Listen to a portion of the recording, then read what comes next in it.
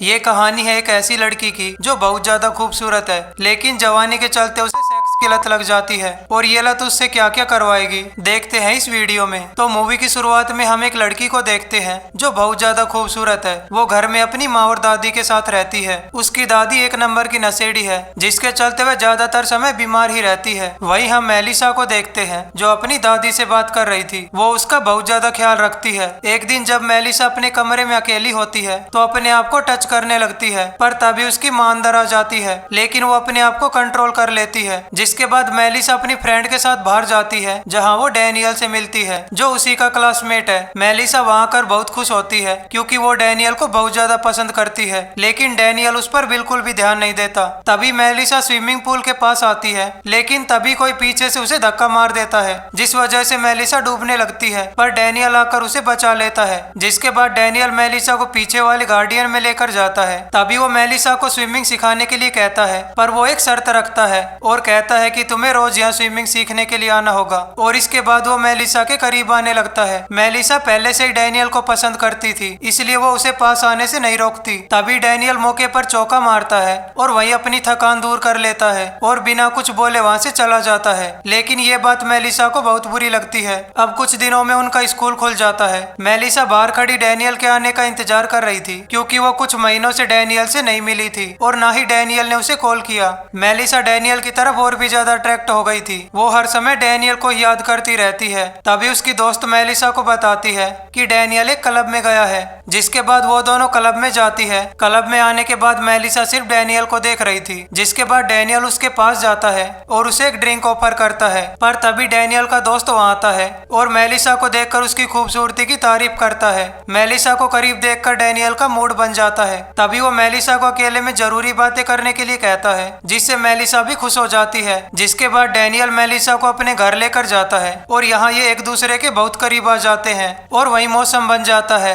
तभी Melissa Daniel से कहती है कि मैं तुमसे बहुत प्यार करती हूँ, लेकिन डैनियल उसकी बातों का मजाक बनाता है। दरअसल डैनियल को मेलिसा की से मतलब था और कार्यक्रम होने के बाद डैनियल बिना कुछ बोले वहां से चला जाता है। तभी मेलिसा डिसाइड करती है कि डैनियल जिस तरह से उसके साथ खेल रहा है वो भी अब बाकी लोगों के साथ खेलेगी और उसे सामने वाले की फीलिंग से कोई मतलब नहीं होगा। अब मेलिसा की दादी की तबीयत खराब हो जाती है। तभी उसकी मॉम ये डिसाइड करती है कि वो उन्हें हॉस्पिटल में एडमिट करवाएगी, लेकिन मेलिसा इस बात से सैड हो जाती है क्योंकि वो अपनी दादी से दूर नहीं होना चाहती, जिससे मेलिसा अपनी माँ से लड़ाई करने लगती है। अगले दिन मेलिसा अपनी दोस्त के साथ कॉफी शॉप में जाती है। यहाँ वो सामने बैठे एक आदमी को देखती है, जिससे उसे डैनियल और उसकी हरकतों की याद आने लगती है। मेलिसा उस आदमी को इशारा करती है। इसके बाद जैसे ही वो आदमी मेलिसा के पास आकर बैठता है तो वो यहाँ से उठकर चली जाती है और वो जाते हुए बार बार उस आदमी को देखती है, क्योंकि मेलिसा को किसी की भी फीलिंग से कोई मतलब नहीं था। फिर वो अपने घर जाती है और अपनी दादी को देखकर उसके गले लग जाती है, लेकिन उसके चेहरे को देखकर उसकी दादी समझ जाती है कि मेलिसा में बदलाव आ रहा है और मेलिसा सारी बातें अपनी दादी को बता देती है, लेकिन उसकी माँ उसकी बातों पर ज्यादा ध्यान नहीं देती। मेलिसा अपनी सारी बातें एक डायरी में लिखती है। मेलिसा की दादी उसके पास आकर उसे समझाती है कि जब मैं जवान थी तो मुझे भी एक लड़के ने धोखा दिया था, लेकिन मैंने अपने आप को संभाले रखा। दरअसल उसकी दादी ये कहना चाहती थी कि तुम्हें इन सब चीजों से दूर रहना चाहिए। लेकिन जब मेलिसा रूम में अकेली होती है तो उसे डैनियल का कॉल आता है। वो मेलिसा को अपने पास बुलाता है। पहली बार में मेलिसा उसे मना कर देती है, पर कुछ देर में उसके पास पहुंच जाती है। वहाँ डैनियल अपने दोस्त को बुलाता है और तीनों मिलकर वहाँ गपागप करते हैं। मेलिसा को इतनी बार घोड़ी बनने के बाद इंटरेस्ट आ जाता है। मेलिसा कंप्यूटर में ऑनलाइन डेटिंग साइट खोलती है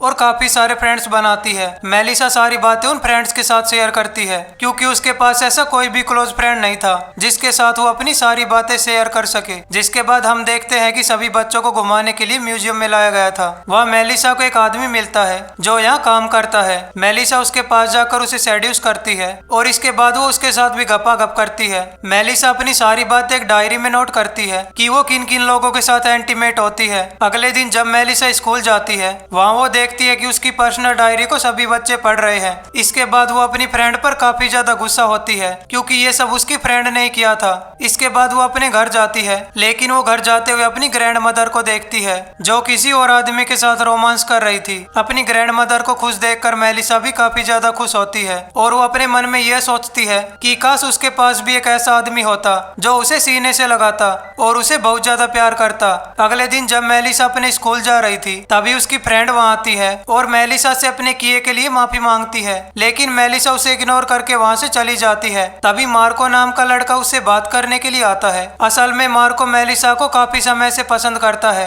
लेकिन उसमें इतनी हिम्मत नहीं थी कि वो अपने दिल की बात मेलिसा को बता सके। मेलिसा लड़के से बात कर ही रही थी तभी उसके पास डैनियल के दोस्त का कॉल आता है और वो उसे मिलने के लिए एक जगह पर बुलाता है। जब मेलिसा उसे मिलने के लिए उसके पास जाती है तभी वो मेलिसा की आंखों पर पट्टी बांधकर उसे बेसमेंट में लेकर जाता है। वहाँ पहले से उसके दोस्त मौजूद थे जो मेलिसा के आने का इंतजार कर रहे थे। जैसे ही लड़का मेलिसा को अंदर लेकर जाता है तो सारे मिलकर मेलिसा के साथ गपागप करते हैं। वहीं हम मेलिसा की मोम को देखते हैं जो मेलिसा के कमरे में जाती है। तभी उसकी मोम को मेलिसा की डायरी मिलती है। पूरी डायरी पढ़ने के बाद मेलिसा की मोम को हर चीज का पता चल जाता है। ये सारी बातें बताने के लिए मेलिसा की मोम उसकी दादी के पास जाती है, लेकिन जैसे वो यहाँ आती है, यहाँ आने के बाद उसे पता चलता है कि मेलिसा की दादी की डेथ हो चुकी है और ये खबर सुनने के बाद वो रोने लगती है। इसके बाद वो अपने घर वापस चली जाती है। जब मेलिसा घर आती है तो उसकी मोम उसे डायरी के बारे में पूछती है। मेलिसा उसकी मोम को बताती है कि वो सारी बातें सच है। जैसे उसकी मोम मेलिसा की बातों को सुनती है तो जोर जोर से रोने लगती है। वह मेलिसा से माफी मांगती है और कहती है कि मुझे तुम्हारा और अच्छे से ख्याल रखना चाहिए था।